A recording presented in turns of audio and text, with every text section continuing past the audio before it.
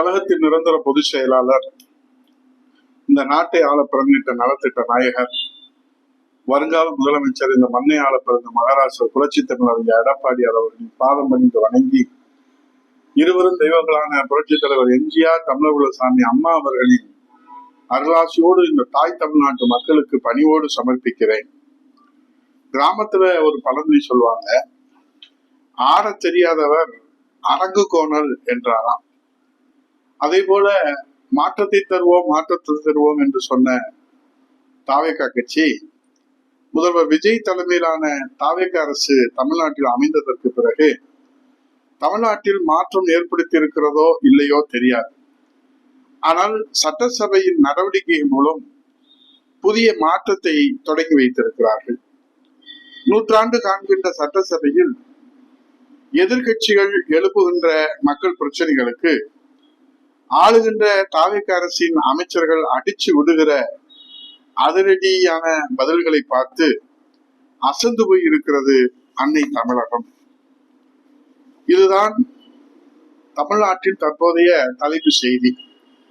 சட்டசபையிலே நெல் சேமிப்பு கிடங்கு பற்றி வரிக்கு வரி பேசுறாரு. அவர் யார்? அவர்தான் விவசாயத்துறை அமைச்சரா? இல்ல, அவர்தான் நம்ம அறநிலைத்துறை அமைச்சர் ரமேஷ் அவர்கள். அப்ப கரும்பு சாகுபடி பத்தி பேசுறாரு, அவர்தான் விவசாயத்துறை அமைச்சரா? இல்ல, அவர்தான் விளையாட்டுத்துறை அமைச்சர் ஆதவ் அர்ஜுனா அவர்கள். அப்ப நெல் மானியம் பத்தி பேசுறாரு, அவர் யார்? உணவுத்துறை அமைச்சரா?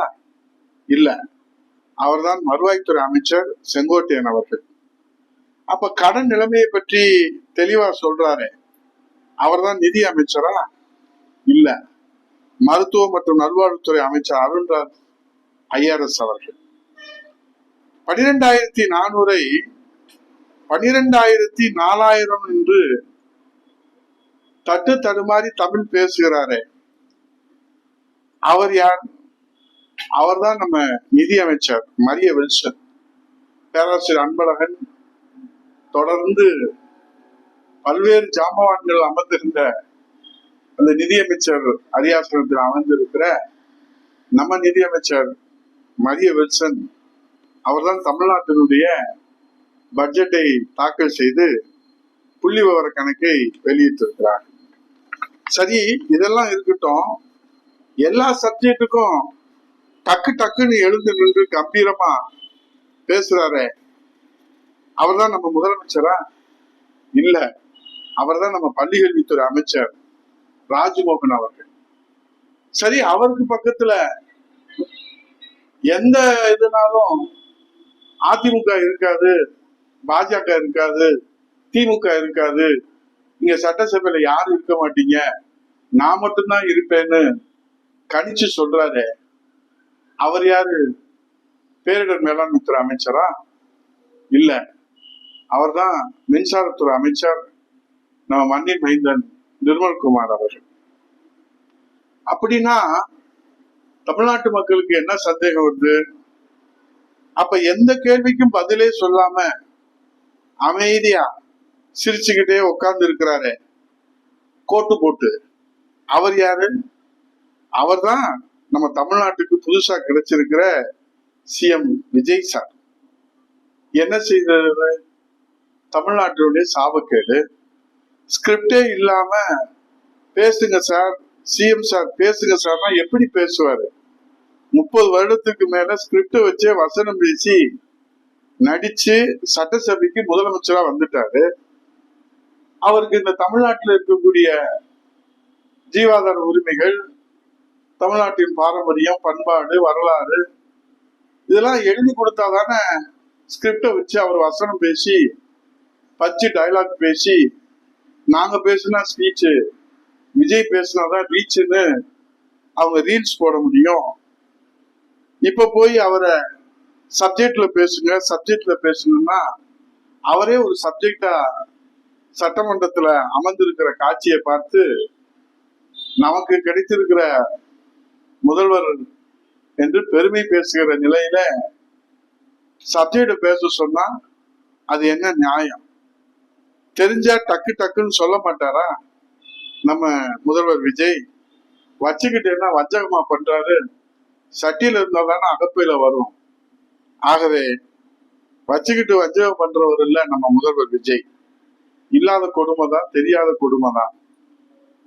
ஆனா ஒண்ணு, இத சொன்னா மக்கள் ஏற்றுப்பாங்களா? நிச்சயமாக இல்ல. பேச்சு முக்கியம் இல்ல சார், செயல்தான் முக்கியம்.